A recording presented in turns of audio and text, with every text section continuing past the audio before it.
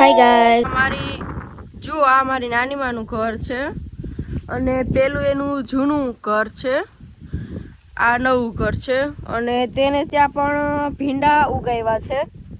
તો જુઓ કેટલા સોફ્ટ ભીંડા છે. જો દેખાય છે તમને ભીંડા? એટલા સરસના ભીંડા છે. જુઓ છે ને લીલા, જો ભીંડા જુઓ એટલું સરસનું શાક થશે. કોઈ પણ દવા વગરના ભીંડા છે એટલે સ્વાદ પણ સારો આવશે આનો. જુઓ કેટલા સરસના ભીંડા ઉગાવ્યા છે. અને જો અહીંયા આ છે ટમેટી, મતલબ આમાં નાની નાની ખાટી મીઠી ટમેટી આવે. એવી સરસની નાની નાની ટમેટી આવે આમાં, અને એના શાકનો સ્વાદ તો વાત જ જવા દો તમે. જુઓ આ ટમેટી એવી, હજી આ કાચી છે. જો આવડી ટમેટી આવશે અને આ હજી રેડ કલરની થશે. પછી આપણે આને ઉતારવાની, એમ હજી તો આવશે બધા ઝાડમાં બધું. જુઓ આ છે પપૈયાનું ઝાડ. જુઓ આ છે જામફળનું ઝાડ. આમાં પણ જામફળ આવે છે સરસના મીઠા, નાની માને ત્યાં ઘરની પાછળ જ ઉગાવ્યું છે. જુઓ આમાં નારિયેલી છે. જુઓ અને કેટલા બધા તો નારિયેલ આમાં આવી ગયા છે. જુઓ કેટલી મોટી મોટી લૂમ છે આમાં, એટલી મોટી મોટી લૂમ છે આમાં. અને જુઓ નારિયેલીમાં બહુ જ લાંબી નારિયેલી છે. આ છે ને કારેલા ઉગાવ્યા છે.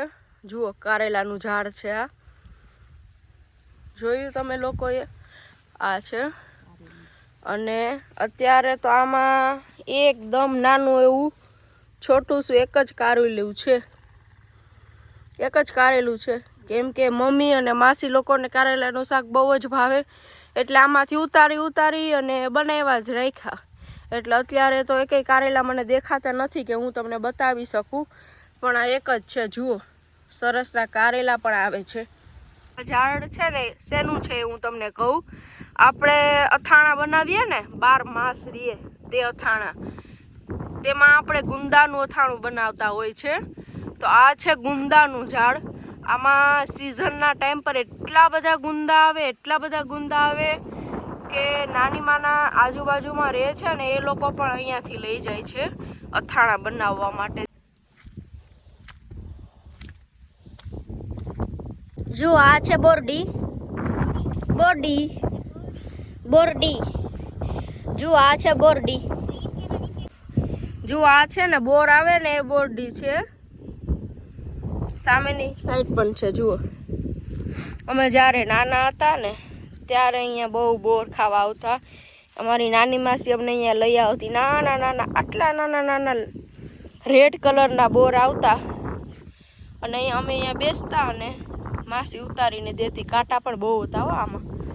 જુઓ આ અમારું ઘર, અને અમારા ઘરથી એટલે પહોંચવીને તો નાની માનું ઘર અહીંયા.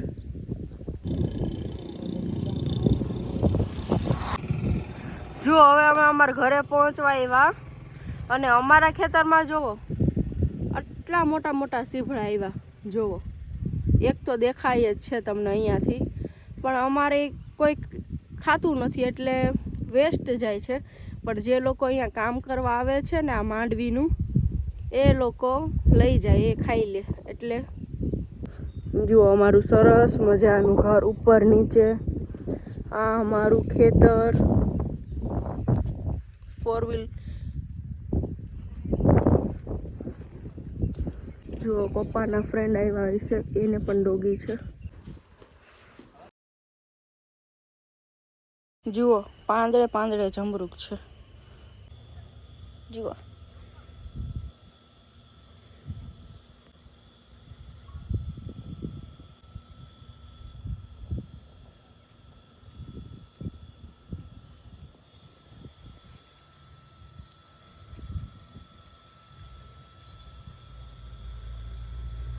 જુઓ 2 તોડ્યા છે. ખાસું હવે આપણે આ 2.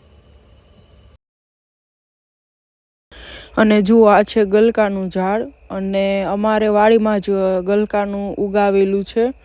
તો આ છે અમારી વાડીના ગલકા અને ગલકાનું શાક પણ એટલું સરસનું મીઠાશવાળું થાય છે. ગલકા પણ આવે છે અને પ્રોપર મેં પૂરો વિડીયો ઉતાર્યો હતો ગલકા ઉતારવાથી લઈ અને ગલકાનું શાક બનાવવું ત્યાં સુધીનો. એ ના જોયો હોય તો યુટ્યુબ પર તમે જોઈ લેજો, બહુ જ સરસનો બ્લોગ છે એ પણ. અને હવે બીજા બ્લોગમાં મળશું આપણે. લાઈક કરો, શેર કરો એન્ડ સબસ્ક્રાઈબ.